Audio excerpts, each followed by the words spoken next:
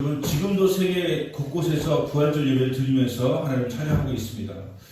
그렇게 많은 사람이 믿고 있는데 예수를 우리가 믿지 않을 수 있느냐라고 하는 것은 논리적으로 맞는 것이지만 우리의 믿음이라고 하는 것이 결코 논리로만 설명할 수 있는 것은 아니기 때문에 우리가 오늘 말씀을 전하면서 예수님의 그 마음이 이렇게 느껴지는 게 있는 것이죠. 예수님 부활을 하셨습니다. 그리고 예수님 부활하신 모습을 보이셨습니다. 그리고 이 말을 전했습니다. 근데 문제는 제자들이 그 예수의 부활을 믿지 않더라는 것이에요. 믿지 않더라는 것. 지금 우리가 믿지 않는 것도 어려운 일이지만 그 당시 예수님 제자였던 사람들, 그리고 예수님의 부활에 대해서 이미 예수님이 이렇게 계속 넌지시 이렇게 이야기해 주셨는데, 그래도 불구하고 믿지 않는 이 제자들의 모습을 볼 때에 예수님 마음이 너무 아프셨던 것 같아요. 그래가지고 오늘 그 제자들이 저녁을 먹는 시간에 밥상머리에 나타나셔가지고 꾸짖으셨어요. 부활하신 예수님께서 그 거룩하고 신령한 모습을 가지고 꾸짖으셨단 말이죠. 그런 모습을 볼 때에 예수님이 얼마나 안타까워하셨는가 하는 것을 느낄 수가 있지 않습니까? 근데 그 마음이 사실 지금 우리에게 주신 하나님의 마음이라고 하는 것이죠. 예수님 부활을 하셨습니다. 살아계십니다. 지금도 우리와 함께 하십니다. 그런데 부활을 안 믿어요. 우리가 부활을 믿는다고 지금 믿습니까? 하면 다 아멘 하시겠죠. 하지만 우리의 삶의 모습 속에서 우리는 부활의 능력을 조금도 드러내지 못하고 살아가고 있을 때에 예수님께서 지금 밥상머리 앞에, 예수님 웬만하면 화 안 내시는 거 아시죠? 예수님 웬만하면 꾸짖지 않으시는 거 아시죠? 거기다가 밥 먹는 자리에서 나타나셔가지고 제자들을 꾸짖으셨다는 말이죠. 그럼 밥 먹을 때는 우리나라 말에 그런 말 있잖아요. 개도 안 건드린다고. 예수님 밥 먹는 자리에까지 나타나셔가지고 꾸짖으셨어요. 뭘 꾸짖었냐면 예수님께서 부활하는 것을 전하는 자의 말을 믿지 않는 것에 대해서 그러셨단 말이죠. 그리고 예수의 부활을 믿으십니까? 네. 그럼 부활의 능력이 우리에게 나타나야 되지 않겠습니까? 부활의 그 능력이 우리의 삶 속에서 나타나서 우리를 유혹하고 괴롭히는 사단의 세력을 대적하고 승리하는 삶을 살아야 되는 것 아니겠습니까? 그런데 여기 예수의 부활을 믿지 못하는 자들이 있는데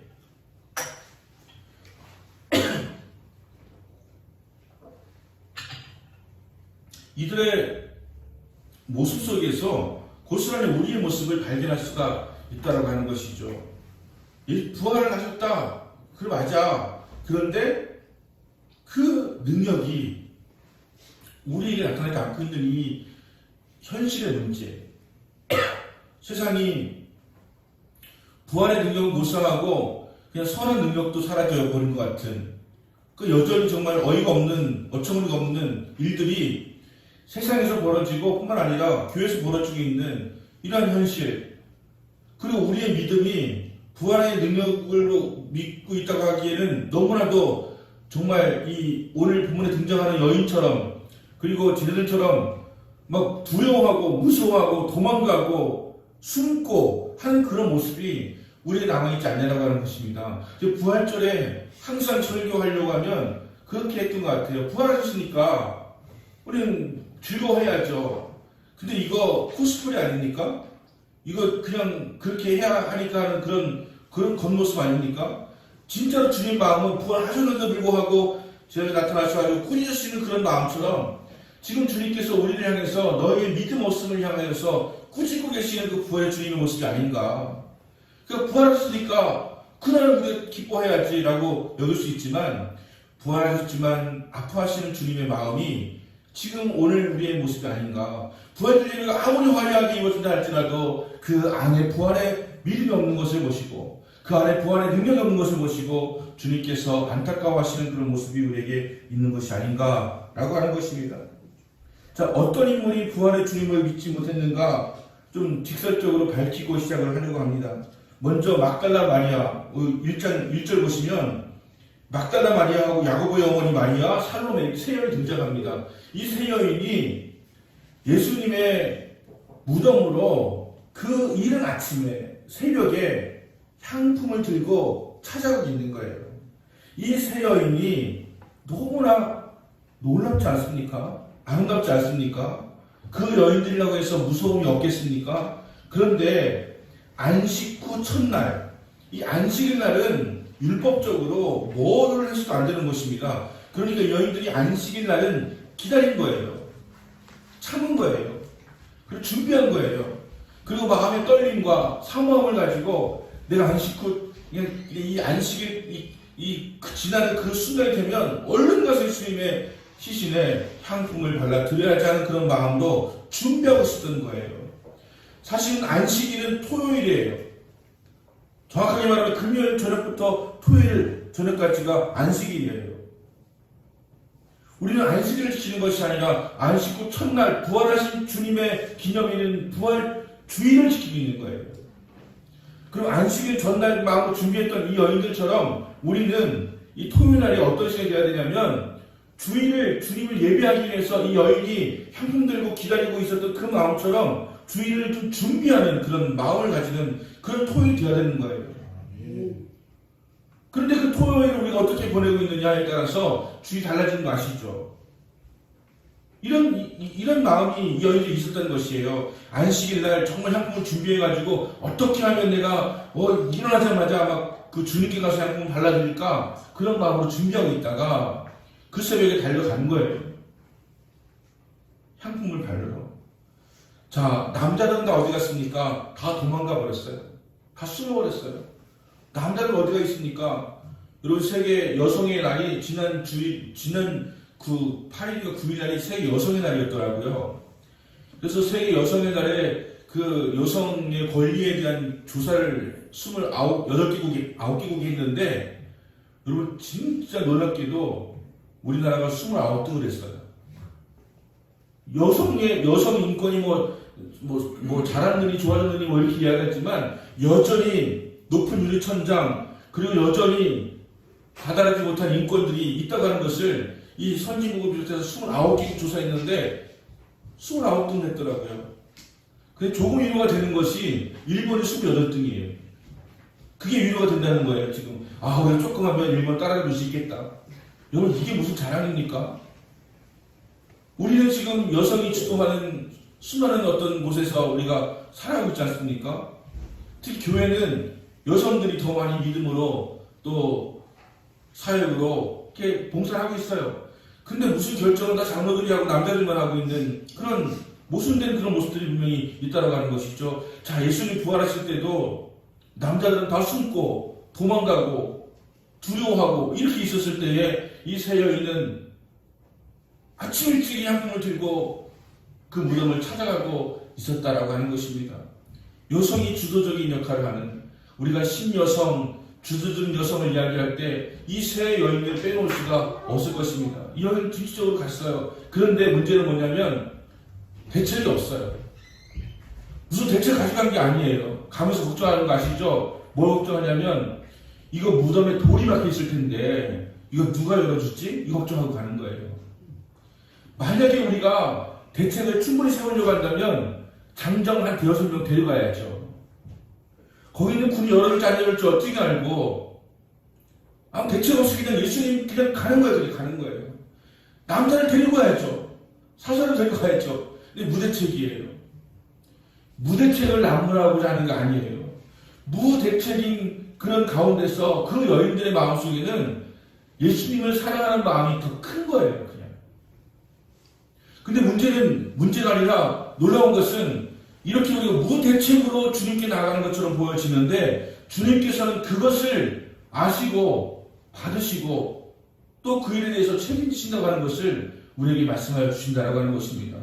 우리는 너무 대책을 세우려고 해요. 우리는 너무 모든 걸 완벽하게 준비하려고 해요. 그래서 그렇게 해야지만 뭐가 된 것처럼 그렇게 생각을 하는 경우가 많습니다. 여러분, 때로는 무대책도 괜찮아요. 때로는 정말 저렇게 무지하냐, 저렇게 무식하냐, 남자들이 하는 게 그런 거 아닙니까? 지는 하나도 안 하면서 너는 왜 이렇게 무대뽀냐? 너는 왜 이렇게 생각이 없냐? 뭘 그렇게 무렵쯤 되는 거냐? 이렇게 한단 말이죠. 제가 주일학교에서 전도사를 할 때 어떤 부장님, 주력 부장님이 그 다른 선생님들한테 이렇게 미움받더라고요. 제가 볼 때는 잘하는 것 같은데, 근데 어떤 분이 자기가 이제 그 건의를 하는 거예요. 목사님 저분은 안 됩니다. 건의를 해요. 그러면 다른 대안이 있느냐? 없습니다. 이렇게 이야기해요.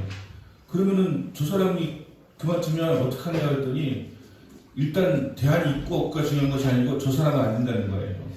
이게 이런 무대뽀에 그런 마음이 있는 거예요. 일단은 그 다음 거는 뭐 중요한 게 아니고 일단은 저 사람은 안 된다. 이런 그 무대뽀 나가는 경우가 있어요. 그런데 그런 무대뽀가 되더라도 그 다음도 해결이 되더라고요. 여러분 너무 다 계획 세우려고 하지 마시고요. 너무 완벽하게 하려고 하지 마시고요. 그냥 주님 앞에 그냥 열정 가지고 사랑 가지고 헌신해 보세요. 주님께서 다 채워주시고 주님께서 다 복되게 하신다니까요. 너무 다 준비가 되면 내가 뭐 해야지. 내가 다 모아지면 내가 해야지. 이런 마음이 아니라 진짜로 내가 주님을 향하는 그 사랑의 마음을 가지고 그냥 달려가는 거예요. 돌면 누가 열지? 여러분 제가 또 하나 더 하게 된 거 뭔지 아십니까? 예수님 몸을 관에 넣은 게 아니고요. 세마포에 가면 세마포에. 지금 우리나라처럼 이 관에 이렇게 짝짝하게 이렇게 넣는 것이 아니고 세마포를 쭉 감았단 말이죠. 세마포. 그러니까 그냥 말하자면 그냥 그 이렇게 헝겊 같은 거 있잖아요. 이걸 싸는 거예요. 이렇게 미나 싸면 싸는 거예요. 자, 이 여인들이 향품을 가지고 가요. 그러면 향품 발라야 되는 거 아닙니까? 그러면 이게 세마포를 딱 벗겨내고 향품을 발라드려야 되는 거잖아요. 그리고 다시 세마포를 싸야 되잖아요. 그런데 그 이전 세마포를 가지고 쌓을 수 있으니까 다른 세마포를 가져가서 좀 새롭게 하면 좋잖아요. 그렇죠? 근데 이 여인들은 세마포 가져갔다는 기록이 없어요. 향품을 가져갔는데 어떻게 하려고요? 세마포 벗겨내고 다시 감으려고 했는지는 모르겠지만 일단 이 여인들에게는 지금 주님을 향해 나아가서 향품을 발라드리고 싶은 그 마음이 가득한 거예요. 돌을 누가 옮기고 세마포를 어떻게 하고 이거는 두 번째 문제예요. 일단 주님께 나아가는 거예요. 주님께서는 이것을 기뻐하시더라고요. 그냥 가는 거예요. 그냥 내가 좀 시간적 여력이 생기면, 내가 좀 물질적 여력이 생기면 하지 라고 하는 그런 것이 아니라 그냥 주님을 사랑하니까 나아가는 거예요. 그랬더니 주님께서 이 여인들을 귀하게 여기셔가지고 마가복음 16장이고 뭐 마태복음이고 이 여인들을 기록하고 있잖아요. 이 여인들이 누군지 아십니까? 막달라 마리아, 그리고 제자들 중에서의 어머니 야고보의 어머니 마리아, 그리고 살로메, 이렇게 세 명의 여인이 나가는 거예요. 이 여인이 나가서 예수님께 무덤에 도착을 했는데 이 여인들이 예수님의 부활을 믿지는 못했다라고 하는 것이죠. 일단은 향품 발로 가지고 있는 것 자체가 아직은 부활을 믿지 못하고 있는 것 아니겠습니까? 그런데 그 중간에 천사가 나타났어요. 그래서 주님께서 여기 계시지 아니하시고 살아나셨느니라 라고 했는데 이 여인들이 어떻게 했을까요? 기뻐했을까요? 아니면 정말 그러시냐고 하면서 막 달려가서 복음을 전했을까요? 아니에요. 성경이 이렇게 기록합니다. 그들이 무서워하고 두려워하고 아무에게도 아무것도 하지 못합니다. 아무것도 못했어요. 너무 놀래가지고 너무 두려워가지고 아무것도 하지 못했다라고 하는 것입니다.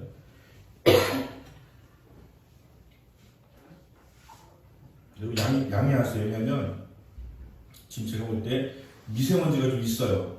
근데 여러분은 입 닫고 계시지만 저는 계속 입을 열다 보니까 지금 이 목으로 자꾸 들어가가지고 예배 전에는 저걸 강으로 틀어놔야 되는 것을 갖다가 미세먼지가 좀 들어오고 있기 때문에 가끔씩 기침하는 것을 양해해 주세요.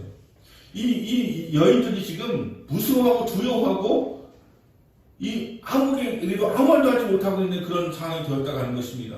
이건 순간적으로 뭐 부활을 믿었다 못 믿었다 이런 것보다도 그냥 놀라고 그냥 두려운 마음이 생겨가지고 그저 예수님이 어디 살아있던 생각이 두려운 마음이 들어가지고 이렇게 행하고 있었던 것이죠. 하지만 이들에게 예수님 나타나셔가지고 보이셨어요. 가장 먼저 보인 자가 누구냐면 막달라 마리아예요. 자, 오늘 구절에 보시면 예수께서 안식 후에 첫날 이른 아침에 살아나신 후에 전에 7 귀신을 쫓아내어 주신 막달라 마리아에게 먼저 보이셨다. 막달라 마리아에게 먼저 보이셨어요. 막달라 마리아가 어디에 나타납니까? 1절에 나타나잖아요. 이 새벽에 무덤에 갔던 여인이 막달라 마리아예요. 그런데 지금 제일 먼저 예수님께서 보이신 여인이 막달라 마리아예요. 이래서 지금 많은 호사가들과 역사가들이 예수님하고 막달라 마리아하고 얼레리 꼴레리였다 이렇게 얘기하는 거예요. 왜냐하면 그 새벽에 찾아간 것도 막달라 마리아고 가장 먼저 나타난 것도 막달라 마리아고 일곱 귀신 쫓아내었던 마리아고 예수님이 향유 부었던 마리아고 이게 보통 솜씨이 아니지 않느냐라고 이야기하면서 예수님과 막달라 마리아를 자꾸 연결 지어가지고 다비치 코드에 보면 그 성배를 들 때 막달라 마리아가 든다고 하지 않습니까? 거기 기록되어 있는데 그들 사이에서 난 자손들이 지금 살고 있는 동네가 있다는 거예요. 이런 루머가 막 퍼질 정도로 가장 먼저 나타난 것이 막달라 마리아. 가장 먼저 찾아간 것이 막달라 마리아. 이렇게 되어지니까 그런 이야기가 나올 수가 있었던 것이죠. 막달라 나타나셔가지고 예수님께서 보이셨거든요. 그랬더니 막달라 마리아가 이제 믿어져가지고 이것을 예수 함께하고 있는 사람들이 슬퍼하며 울고 있는 중에 이 일을 알렸다. 슬퍼하고 숨어있는 자들에 가서 알렸다는 거예요. 제자들이겠죠. 그랬더니 이렇게 기록합니다. 그들은 예수께 살아났다는 것과 마리아에게 보이셨다는 것을 듣고도 믿지 아니하니라. 들었는데 믿지 않는 거예요. 막달라 마리아가 예수님을 봤다라고 전하는데도 믿지 않는 거예요. 그래서 믿지 않았다고 하는 것입니다. 그리고 그 후에 두 사람이 이제 걸어서 집으로 갈 때에 예수께서 다른 모양으로 그들에게 나타나셨다. 이거는 그 유명한 엠마오로 가는 두 제자 아니겠습니까? 엠마오로 가는 길에 그들이 걱정하고 염려하면서 예수님께서 이제 죽으셨는데 이제 어떡하냐, 그분 진짜 좋으신 분이셨는데 이제 어떻게 사냐 이러고 있을 때 예수님께서 같이 동행하시다가 그들이 어디 들어가면서 말씀 읽는데 도대체 무슨 말씀인지 읽지는 해석 못하니까 예수님께서 그 말씀을 밝히 알려주셔서 그들의 마음이 뜨거워졌다는 거예요. 너무 말씀을 주시는데 뜨거웠다는 거예요. 그 뜨거운 마음 가운데서 예수님께서 자신과 함께 했다고 하는 것을 알게 되어진 것이죠. 부활의 주님을 고백하게 되었습니다. 그래서 그들이 이제는 가서 남은 제자들에게 그것을 전했다고 하는 것이죠. 13절에 보시면 두 사람이 가서 남은 제자들에게 알렸으되 역시 믿지 아니하였더라. 왜 이렇게 믿지 아니하는 것을 많이 기록하셨을까요? 마지막 마가복음 16장에 왜 이렇게 믿지 않은 사람들, 이 여인들, 그 다음에 여인이 전한 사람들, 그리고 두 제자들이 전한 이 제자들까지 왜 이렇게 믿지 않은 사람들의 이야기를 전하셨을까요? 이것이 주님의 마음에 너무 안타까웠던 것이죠. 여러분, 이 안타까움이 지금 우리에게 고스란히 전해주고 있는 거 아세요? 주님이 우리를 향해서 지금 안타까워하고 있다니까요. 왜 믿지 못할까? 예수님 사랑이 해요. 그리고 부활하신 것도 그냥 믿는다고는 하겠어요. 근데 우리의 삶에 능력이 없어요. 우리의 삶에서 부활의 예수님이 증거되지 못하고 있어요. 이 본문에 등장하는 믿지 못하는 사람의 특징들, 어떤 특징이 있습니까? 무서워하고 두려워하고 숨고 아무 말도 하지 않는 이 특징 갖고 있지 않습니까? 이게 지금 오늘날 그 특징이 나타나고 있다라고 하는 거예요. 이것이 주님께서 오늘 우리에게 이 14절에서 제자들이 음식 먹을 때에 예수께서 그들에게 나타나셔가지고 그들의 믿음 없는 것과 마음이 완악한 것을 꾸짖으시니 이는 자기가 살아나는 것을 본 자들의 말을 믿지 아니합니다. 오죽하면 예수님께서 밥상머리에 나타나셔가지고 이들의 믿음 없는 것과 마음이 완악한 것을 꾸짖으셨다. 예수님이 언제 밥 먹는 자리에서 꾸짖으신 적이 있습니까?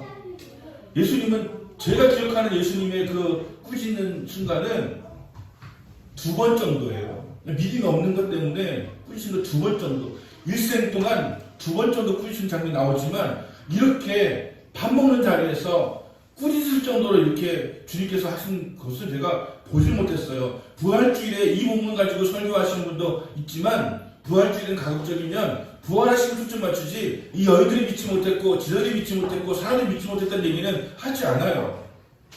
오늘 부활절임에도 불구하고 부활하신 예수님을 우리가 예배하고 경배에도 불구하고 여전히 우리 가운데는 의심과 두려움과 염려와 걱정과 부활 능력이 없는 삶을 살아가고 있는 것은 아닌가 하는 것을 주님께서 안타까운 마음으로 지금 부활하심에도 불구하고 우리가 그렇게 말할 수 있지 않습니까? 예수님 부활하셨는데 뭐 그렇게 꾸중을 하세요?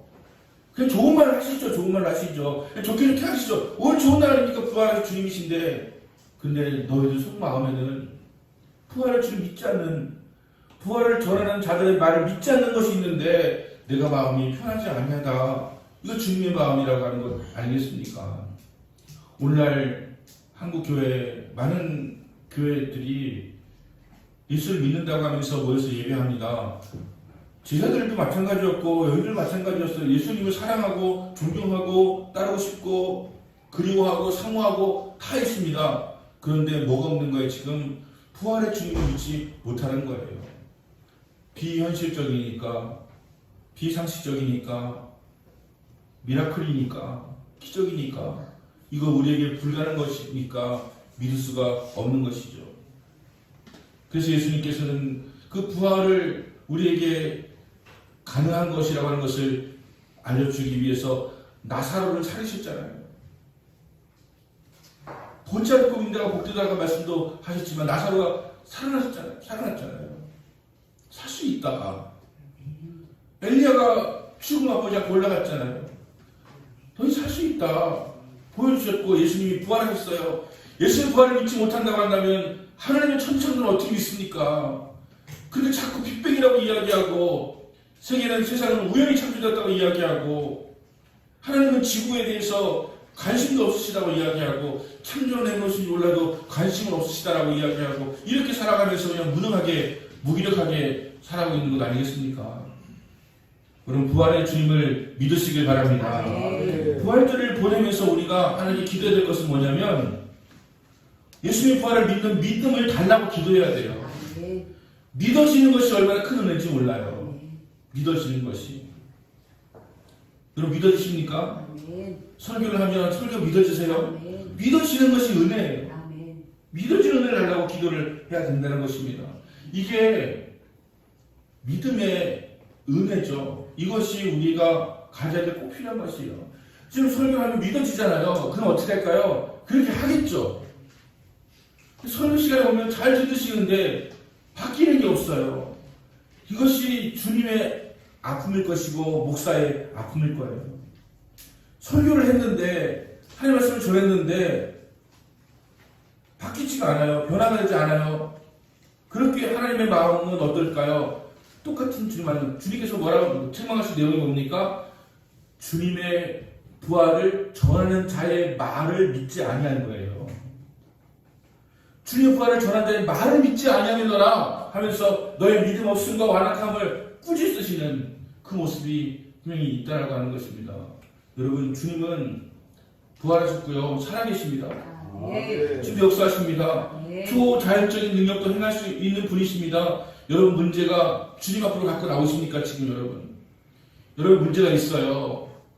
재정적인 문제, 건강의 문제, 진로의 문제, 아니면 관계의 문제, 여러 가지 문제가 있어요. 근데 이 문제가 제 기억에는 그냥 예전에는 주님께 갖고 나왔거든요. 기도를 하든지, 목사님 부탁받든지, 안수받든지, 통성기도 하든지, 회개기도, 무슨 기도 하든지, 금식기도 하든지, 철회기도 하든지, 막 주님께 갖고 나와서 기도를 했는데, 지금 문제가 생기면 사람을 찾아요. 은행을 찾아요.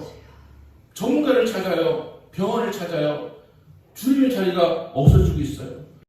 이렇게 우리가 의뢰하고 의지하고 살아가야 되는데 주님께 갖고 나오지 않고 있는 우리의 모습 볼 때에 왜 그럴까요? 예수님을 믿긴 믿는데 부활의 능력이 없는 거예요. 지금 예수님 사랑하는 건 맞는데 사랑의 정도가 그냥 일반적인 사랑하는 정도일까? 주님만 사랑하고 주님만 의지하고 하는 그런 사랑이 아니고 그냥 내가 100명의 사랑을 하고 있는데 그 중에 한 분 정도의 사랑, 이 정도로 사랑하고 있는 거예요, 우리가. 이러니까 주님께서 오늘 이날에 동일하게 말씀하시는 것이죠. 너희의 믿음 없음과 마음이 완악한 것에 대해서 내가 꾸짖는다 라고 하시는 것이죠. 오늘 아침에 언뜻 제가 아침 9시에 그 신동엽 목사님이 설교하는 거 들어가니까 놀랍게도요, 저랑 비슷한 설교 하시더라고요. 부활절에도 불구하고 그냥 마냥 기고만 할 수 없는 것은 여전히 우리에게 이런 문제와 의심이 있기 때문입니다라고 설교하더라고요. 깜짝 놀랐어요. 저는 부활절에 한 번 이렇게 설교해 본 적이 없거든요. 부활했으니까 우리 기뻐합시다 이렇게 했지, 부활절에 예수님께서 밥상머리 앞에서 꾸짖으셨다, 지금 우리에게 이렇게 동일하게 여기신다, 이렇게 해본 적이 없거든요. 근데 주님께서 주님 마음을 전하는 목사들의 그런 언어 속에서 그렇게 말씀하시는 거예요. 여러분 어떠세요? 주 믿으십니까? 부활의 주 믿으십니까? 그 능력으로 살아가기 원하십니까? 그러면 여러분 다시 마음의 결단을 가지셔야 돼요. 우리가 시간이 없다, 물질이 없다, 진짜 그렇습니까? 정말 시간도 없고 물질이 없습니까? 우리에게 없는 것은 마음이지 않습니까? 열정이지 않습니까? 무엇 때문에 그렇습니까? 우리 큰나무교회는 예배 주일 예배밖에 없어요. 주일 예배만 거의 드리시기 때문에 주일 예배에 이렇게 설교를 하면 제가 그 마음 담아가지고 제가 애정이 없고 열정이 없으면 설교 20분도 안 할 수 있어요. 20분도 안 하는 게 제 특징이에요, 원래가. 근데 주일에 한 번 와서 예배 드리시는 분들 앞에서 내가 정말 어떻게든 간에 이 마음을 좀 주님께로 좀 돌리고 싶고 주님께 향하게 하고 싶어가지고 열정을 다해서 하려고 하다 보니까 설교 조금씩 길어질 수 있어요. 그래서 신동엽 목사님이나 이런 분들은 반도 안 돼요. 여러분 예배 시간에 주님을 향한 뜨거운 열정이 회복되시기를 예수는 축원합니다.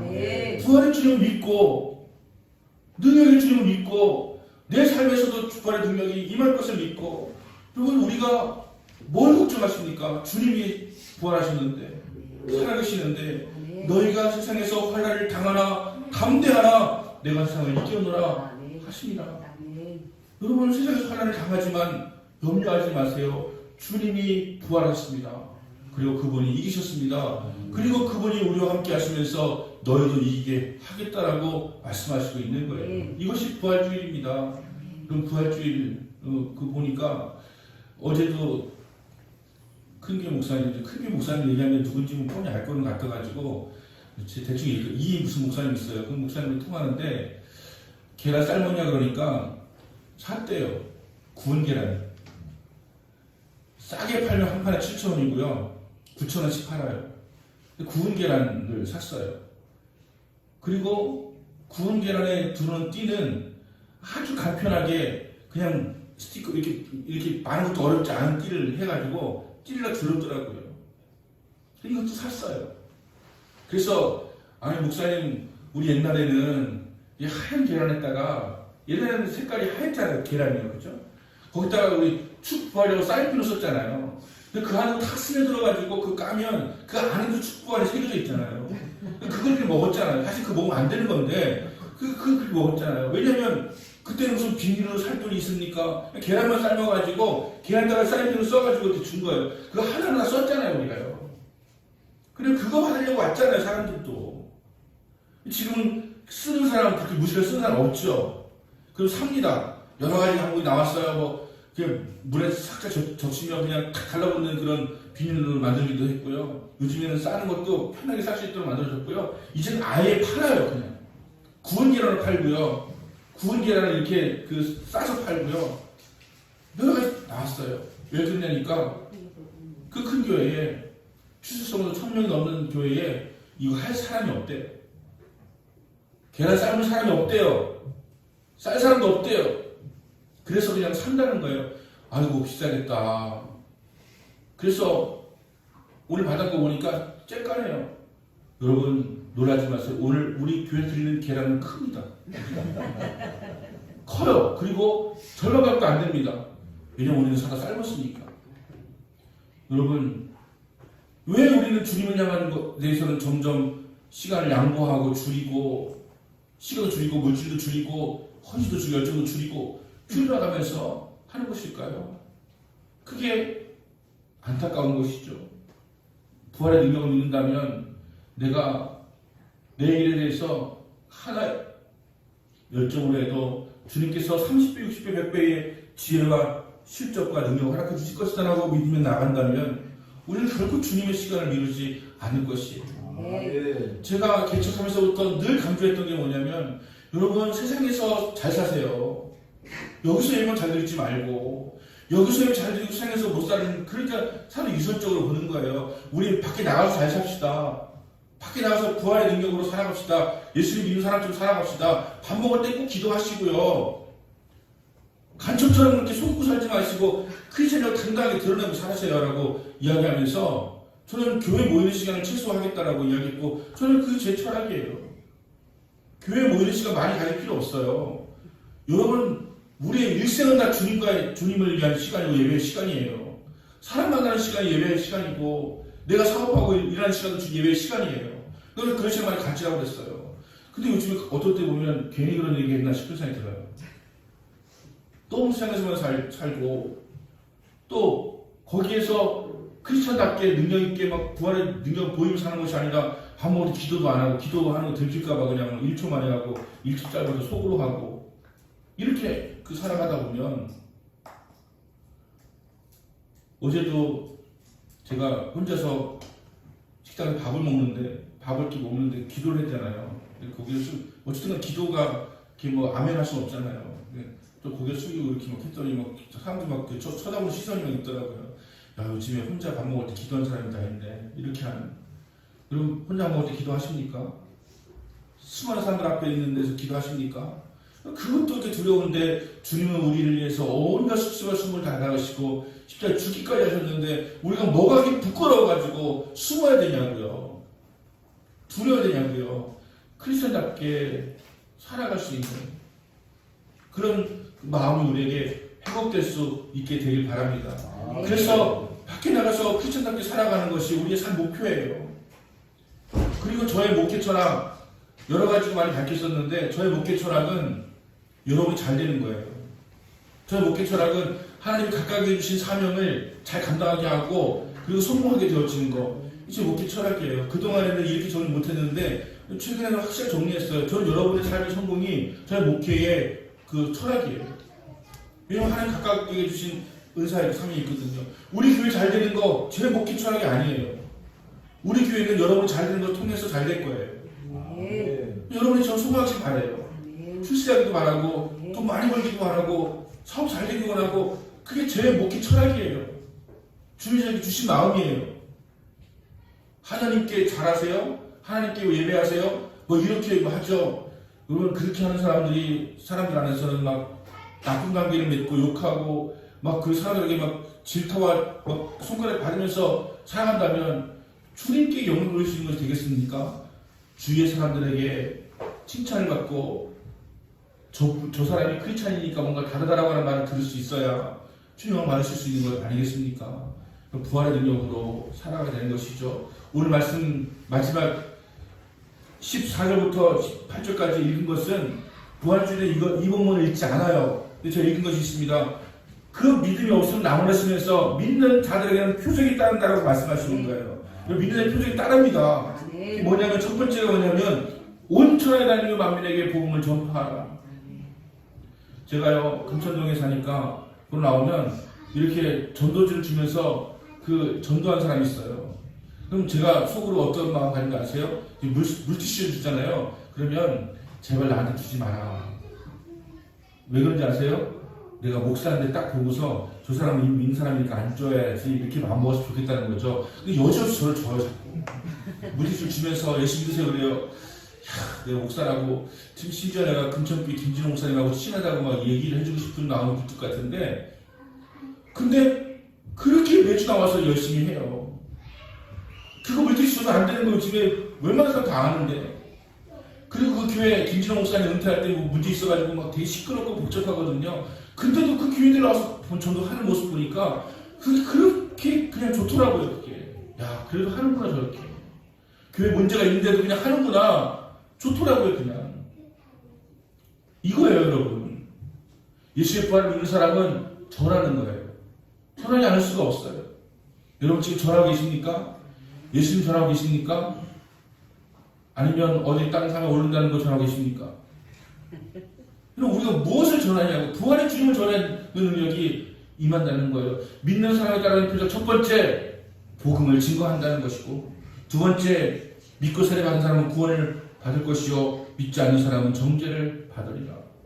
우리가 부활의 능력을 믿게 되어진 것은 구원받았기 때문이에요. 구원받지 않은 사람은 아무리 이야기해도 부활의 주님 믿을 수가 없죠. 우리가 구원의 주님 믿어진다면 구원받는 거예요. 구원이라고 하는 것은 우리에게 저 세상이라고 하는 하나님의 나라라고 하는 것을 소망하고 살아갈 수 있도록 만들어주는 것이기 때문에 구원은 중요한 것입니다. 믿지 않은 사람은 정죄를 받으리라. 다시 말하면 죄에 대해서 정한 것을 선포하는 것. 우리는 죄가 있었지만 정죄는 없어요. 구원받았기 때문에 하나님 자녀가 되었기 때문에 주님이 우리 죄를 사하신 것을 믿기 때문에 우리는 정죄가 없어요. 여러분 죄책감에 시달리지 마세요. 여러분 죄책감은 마귀가 주는 것이에요. 우리는 죄에 대해서 거저 가져갈 수 죄인 것은 맞지만 주님이 우리의 죄를 대신해서 십자가를 주셨기 때문에 죄책감 때문에 목사님 저 죄송해요. 죄책감 때문에 교회 못 가겠어요. 누가 죄책감을 이렇게 줬습니까? 세 번째 믿는 자 이름 표적이 따르니 그들이 내 이름으로 귀신을 쫓아내며 여러분 귀신을 쫓아낸다고 하는 것은 우리가 특별한 사람들이 하는 것이라고 생각하는데 그렇지 않습니다. 여러분 우리의 삶에서 우리의 생활에서 귀신을 쫓아낼 수가 있습니다.